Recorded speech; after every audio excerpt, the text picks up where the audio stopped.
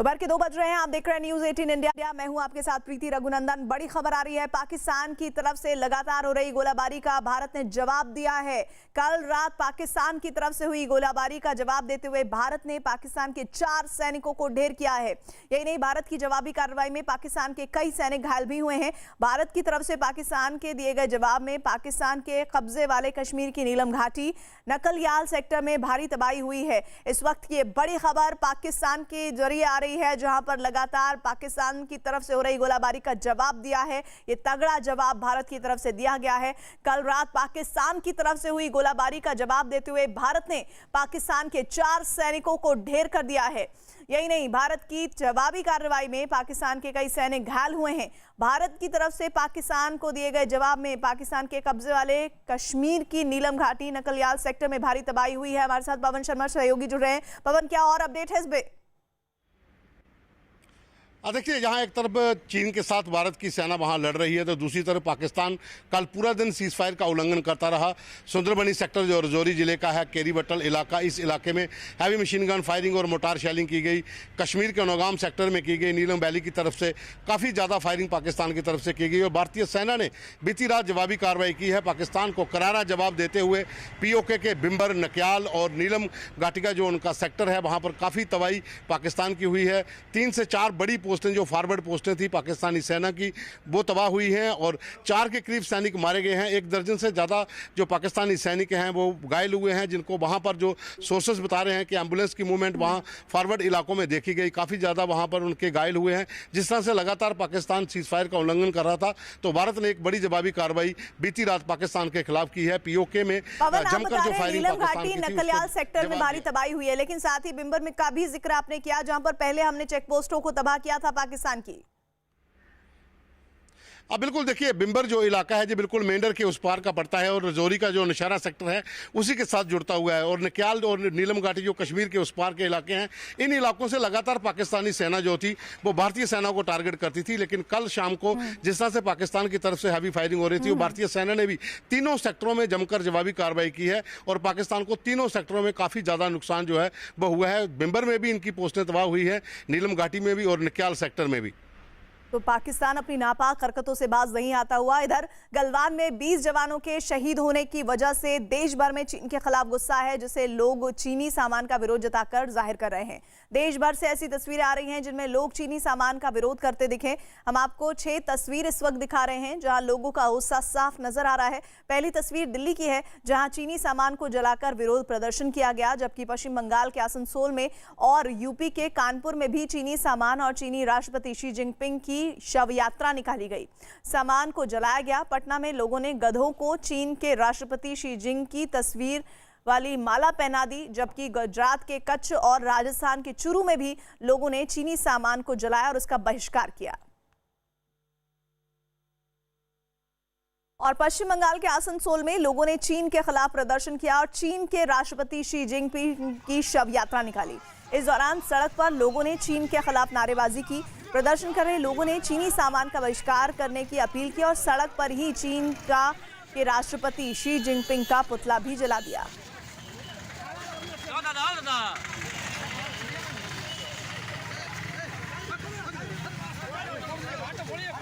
देश भर में चीन के खिलाफ गुस्से के बीच कानपुर में चीनी सामान के खिलाफ प्रदर्शन हुआ है। लोगों ने चीनी सामान की अर्थी निकाली और उसकी चिता जलाई। इस दौरान लोगों ने अंतिम संस्कार की रस्म भी निभाई और चीन के विरोध में नारे भी लगाए।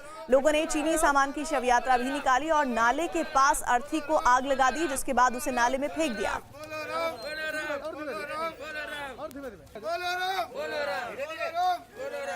पटना में भी लोगों ने चीन के खिलाफ नाराजगी जाहिर की है, प्रदर्शन किया है। इस बीच लोगों ने चीन के राष्ट्रपति की तस्वीर पर मुर्दाबाद लिखकर उसे गधों की माला पहना दी। लोगों ने चीन के खिलाफ नारे भी लगाए और गलवान में 20 जवानों के शहीद होने पर चीन के खिलाफ विरोध जताया।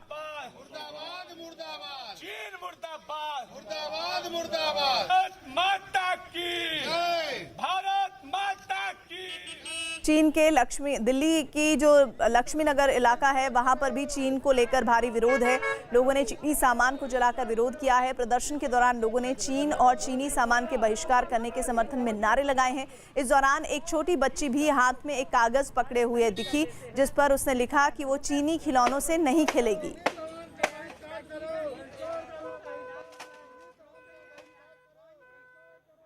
आज हम ये सारा सामान तोड़ रहे हैं, जला रहे हैं, उसकी होली करेंगे जलाकर, ताकि लोगों को एक मैसेज जाए कि जैसे हम आम जनता भी कर रही हैं ऐसे सभी लोग करें इस चीज़ का, क्योंकि चीन के लोगों के पास विश्वास करने लायक लोग नहीं है वो।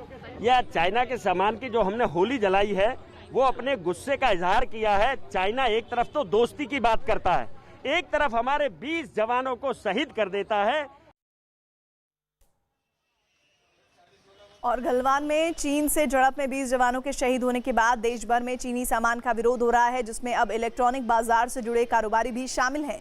दिल्ली में ऐसे कई बाजार हैं जहां चीन में बना इलेक्ट्रॉनिक सामान की बिक्री यहां होती है, लेकिन वहां के कारोबारियों ने साफ कर दिया है कि एक प्लेन में शहीदों के पार्थिव शरीर और एक प्लेन में चीनी सामान भारत लाया जाए, ये उन्हें मंजूर नहीं है।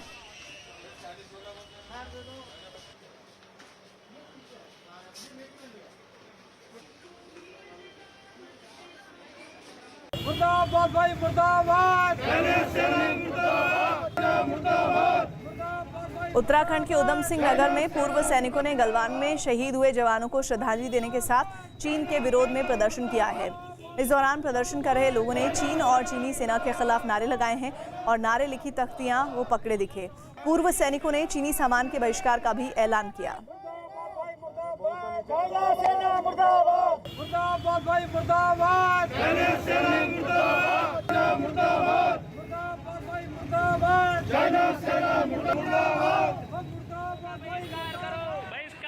उधर गुजरात के कच्छ में भी लोगों ने चीनी सामान का विरोध किया। सड़क पर चीनी सामान का एक पुतला जलाकर लोगों ने प्रदर्शन किया और लोगों से चीनी सामान के बहिष्कार करने की अपील की।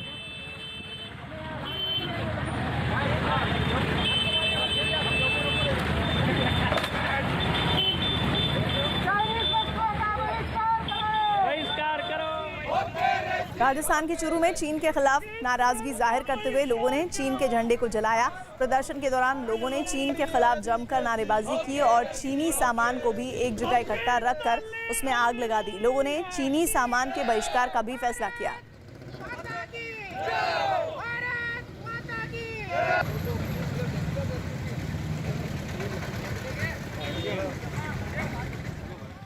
पटना में पूर्व सांसद पप्पू यादव भी चीनी सामान के विरोध में उतर आए। उन्होंने अपने समर्थकों के साथ प्रदर्शन किया और एक मशीन पर चढ़कर चीनी कंपनी के विज्ञापन वाले होर्डिंग पर कालिख पोती। उन्होंने चीनी सामान के विरोध में नारे भी लिखे और चीन के खिलाफ नाराजगी जाहिर की। वहीं पप्पू यादव ने अपनी पार्टी की तरफ से बिहार के 6 शहीदों को 1-1 लाख रुपए देने का ऐलान किया।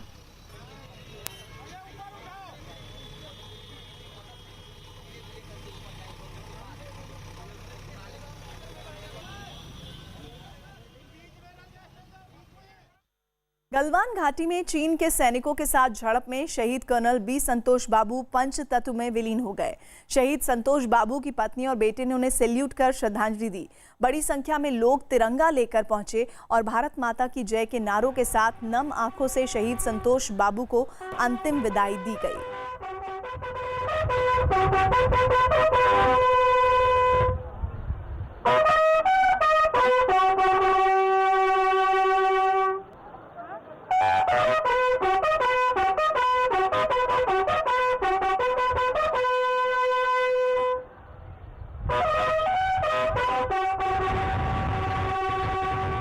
तो शहीद की अंतिम विदाई में बहुत सारे लोग एकजुट हुए और बच्चे और उनकी पत्नी ने उन्हें सैल्यूट कर अंतिम विदाई दी। चीन के साथ झड़प में शहीद हुए कर्नल संतोष बाबू का पार्थिव शरीर जब उनके पैतृक निवास पहुंचा तो इस तरह की तस्वीरें, हर कोई उन्हें अंतिम विदाई के लिए वहां पहुंचा और उन्हें नम आंखों से श्रद्धांजलि अर्पित की।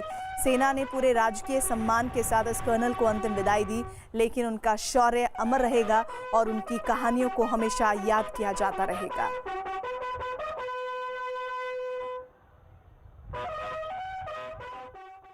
एलएसी पर चीन के सैनिकों से हुई झड़प में शहीद हुए पटना के सुनील कुमार का राजकीय सम्मान के साथ अंतिम संस्कार किया गया।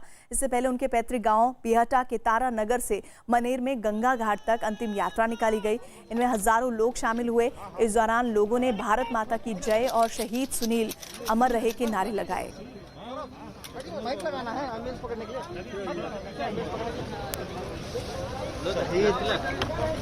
सुनील कुमार की अंतिम विदाई ये राजकीय सम्मान के साथ सेना के जवान आप देख सकते हैं। आप देखिए किस तरीके से सलामी देने की तैयारी, आखिरी सलामी दिया जाएगा।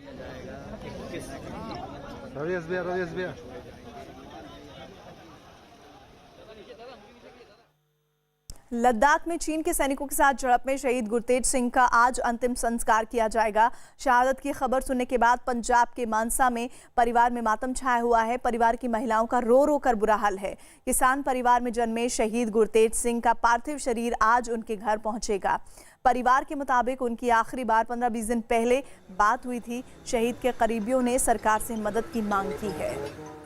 तो तस्वीरें दिखा रहे हैं, शहीद गुरतेज सिंह के परिवार में मातम पसरा हुआ है और ये मातम गर्व के साथ साथ बहुत बड़ा दुख भी लेकर आया है।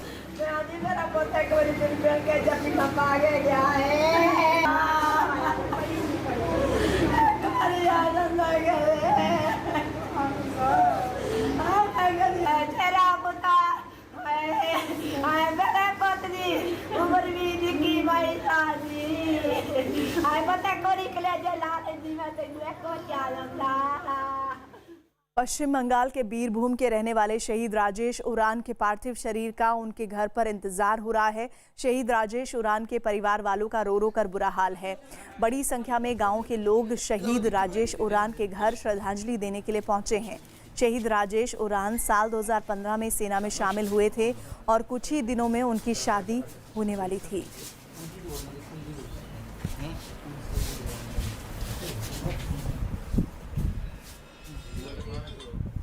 एलएसी पर झड़प में ओडिशा के मयूरभंज के रहने वाले नंदूराम सोरेन शहीद हो गए। मयूरभंज में उनके परिवार और गांव में मातम है।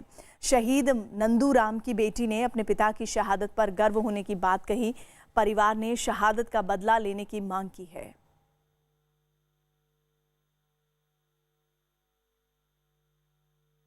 बिहार के वैशाली में शहीद जय किशोर सिंह के पार्थिव शरीर का इंतजार हो रहा है। चीनी सैनिकों के साथ झड़प में वो शहीद हो गए थे। शहीद जय किशोर सिंह के बड़े भाई भी सेना में हैं। पिता के मुताबिक बचपन से ही जय किशोर में देश के लिए कुछ कर गुजरने का जज्बा था। परिवार के लोगों ने केंद्र और राज्य सरकार से शहीद का स्मारक बनाने की मांग की है।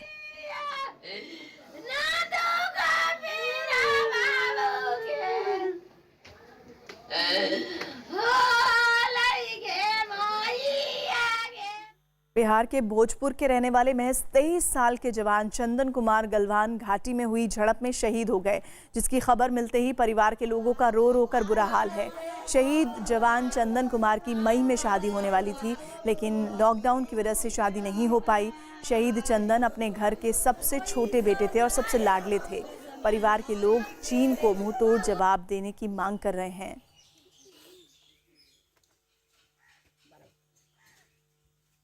उनके 4 भाई है। एक देव कुमार जो है अभी EME में है, सुधार है। एक दूसरा भाई भी आर्टिलरी में है और एक तीसरा भाई 9 बिहार में है और चौथा 16 बिहार में।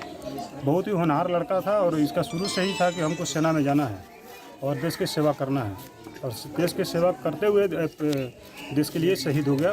और इस जवान के मतलब शहादत बेकार नहीं जाना चाहिए और सरकार से हम यही मांग करते हैं कि एक जवान की जगह 20 जवान को होना चाहिए और उनको सबक सिखाना चाहिए। गलवान घाटी में जवानों की शहादत पर सियासत तेज है। चीन विवाद पर राहुल के सवालों पर पलटवार करते हुए बीजेपी नेता संबित पात्रा ने उनके बयानों को गैर जिम्मेदाराना बताया। उन्होंने कहा कि पीएम मोदी को डरा हुआ बताकर राहुल पूरे देश को डरा हुआ बता रहे हैं।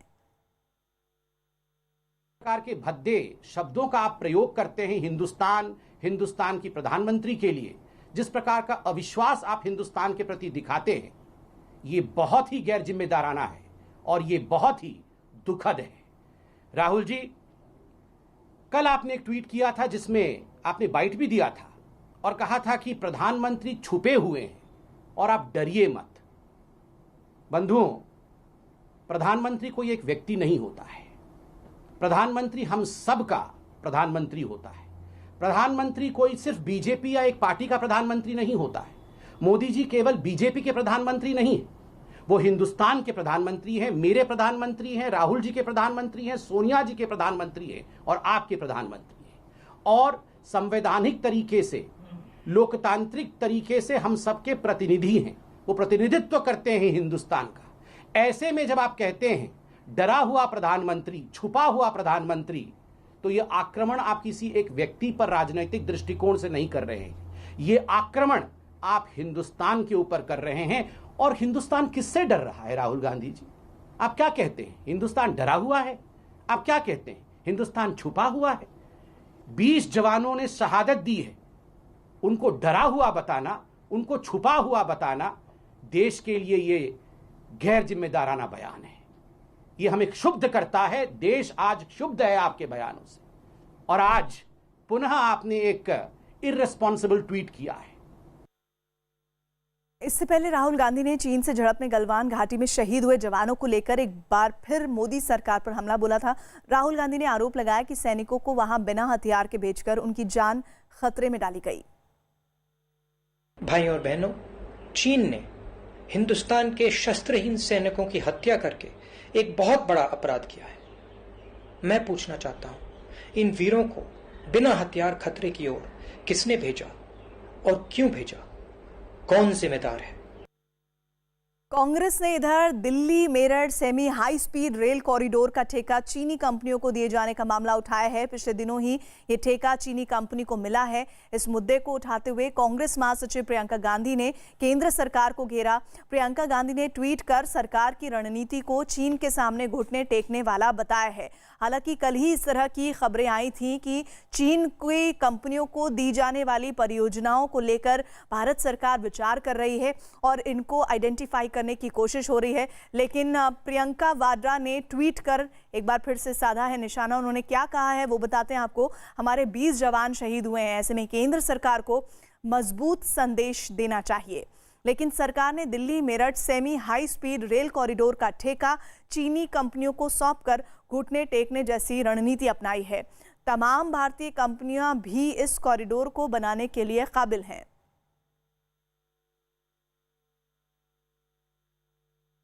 केंद्रीय मंत्री रामदास आठवले ने गलवान घाटी में जवानों की शहादत के मुद्दे पर चीन पर निशाना साधा। आठवले ने अपील की कि देश में चीन कंपनियों के साथ चीनी रेस्टोरेंट पर भी पाबंदी लगनी चाहिए। आठवले साहब, बड़े पैमाने पर लोग मांग कर रहे हैं कि चीन से सामान पूरी तरीके से बहिष्कार किया जाए और आपने कहा है कि चीनी सामान की रेस्टोरेंट में बिक्री भी बंद हो जानी चाहिए। तो मेरी भूमिका ये है कि चाइना ने हमारे साथ धोखाधड़ी करके हमारे 20 नौजवानों को शहीद किया है, उनकी हत्या की है। और चाइना लगातार धोखाधड़ी करने की आदत से अभी टस-मस नहीं हो रहा है। मुझे लगता है कि चाइना की इकोनॉमी में भारत का बहुत बड़ा योगदान रहा है। बहुत सारा सामान चाइना से अपने देश में आता रहा है और चाइना को इकोनॉमिकली डेवलप करने में भारत का बहुत बड़ा योगदान रहा है। लेकिन अभी चाइना अगर हमारे साथ युद्ध करना चाहता है, हमें तो बुद्ध चाहिए, लेकिन चाइना हमारे साथ युद्ध करना चाहता हुआ, तो मुझे लगता है कि चाइना के इकोनॉमी को कोलैप्स करने की जिम्मेदारी हमारी है। और चाइना से जो प्रोडक्ट आता है, उस प्रोडक्ट जो इंपोर्ट होता है, उस पर पूरी पाबंदी लगानी चाहिए। जो चाइनीज रेस्टोरेंट है, उस चाइनीज रेस्टोरेंट पर पाबंदी लगाने का निर्णय राज्य सरकार ने लेना चाहिए।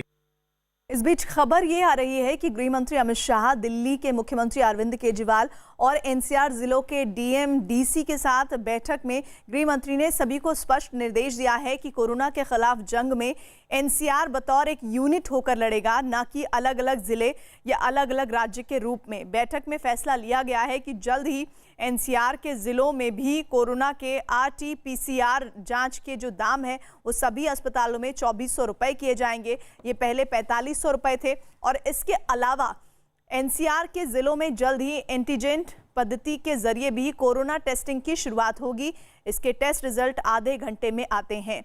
तो अमित पांडे हमारे साथ जुड़ रहे हैं। अमित, ये बात तो बार बार उठ रही थी शुरुआती दौर में, लेकिन आखिरकार मौके की नजाकत को समझते हुए गृह मंत्री ने यह अहम फैसला लिया है। जी बिल्कुल, पिछले 10 दिनों से जो कोरोना वायरस के आंकड़े थे एनसीआर के जिलों में वो बहुत तेजी से बढ़ रहे थे। 150 केसेस पर डे एवरेज 4 जिलों में बढ़ रहे थे, दिल्ली, गुड़गांव, गाजियाबाद और नोएडा में। तो अब ऐसे हालात को देखते हुए डीसी के साथ और डीएम के साथ गृह मंत्री ने बैठक की है और बतौर एक यूनिट एनसीआर कोरोना वायरस के खिलाफ जंग में लड़ेगा। जो नियम दिल्ली के लोगों के लिए होंगे ये सुनिश्चित करने की कोशिश करेगी केंद्र सरकार की। यहाँ पर जो यूपी और हरियाणा के भी लोगों के लिए वह नियम हो और सख्ती से उन पर अमल किया जाए। इनमें टेस्टिंग के दाम है, इनमें टेस्टिंग का पैटर्न है, इसमें इलाज की सुविधा है और इसमें बहुत अहम चीज है लोगों की आवाजाही। तो इस पर यहाँ पर बैठक की है डीसी से गृह मंत्री ने और जल्द ही हरियाणा और यूपी के सीएम के साथ भी गृह मंत्री बैठक करेंगे। तो ये बहुत महत्वपूर्ण खबर अमित पांडे इस वक्त हमारे दे रहे हैं। वो ये बता रहे हैं कि कोरोना पर गृह मंत्री ने साफ निर्देश दिए हैं कि दिल्ली एनसीआर एक यूनिट के तौर पर काम करेंगे और साथ ही आरटी-पीसीआर जांच के दाम जो है वो सभी एनसीआर में आने वाले जो अस्पताल हैं वहां पर 2400 रखेंगे। और एक और जो टेस्टिंग की शुरुआत हुई है उस टेस्टिंग को लेकर भी एंटीजन जो पद्धति कही जा रही है उसको भी जल्द एनसीआर के इलाकों में अपनाया जाएगा, जिसके रिजल्ट आधे घंटे में आ जाते हैं। भारत ने गलवान घाटी पर चीन के दावों को खारिज किया है। भारत ने चीन के दावों को तथ्यहीन बताया है। भारत और चीन के विदेश मंत्रियों के बीच हुई बातचीत में दोनों देशों ने 6 जून को हुए सैन्य समझौते को ठीक से लागू करने पर सहमति जताई है, जिसके बाद भारत ने गलवान घाटी पर तथ्यहीन और बढ़ा चढ़ाकर किए गए दावों को समझौते के विपरीत बताया।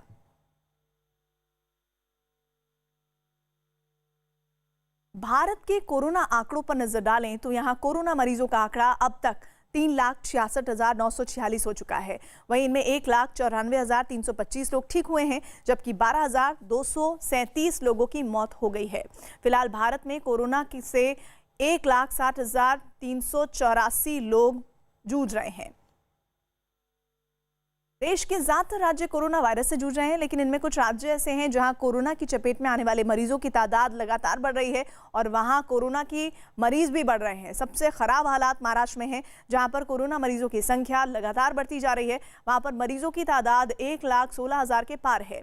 कोरोना से जूझ रहे राज्यों में तमिलनाडु दूसरे नंबर पर है, जहां अब तक कोरोना के मरीजों की संख्या 50,000 को पार कर गई है। वहीं कोरोना मरीजों की संख्या के मामले में तीसरे नंबर पर दिल्ली है, जहां मरीज 47,000 से ज्यादा हो चुके हैं। गुजरात चौथे नंबर पर है, जहां कोरोना मरीजों का आंकड़ा 25,093 है और 5वें नंबर पर है राजस्थान, जहां कोरोना मरीजों की संख्या 13,000 को पार कर गई है। दुनिया भर के कोरोना मरीजों का आंकड़ा 83,49,519 पहुंच चुका है, जिनमें 40,73,924 मरीज ठीक भी हुए हैं, जबकि 4,48,958 लोगों की मौत हो चुकी है।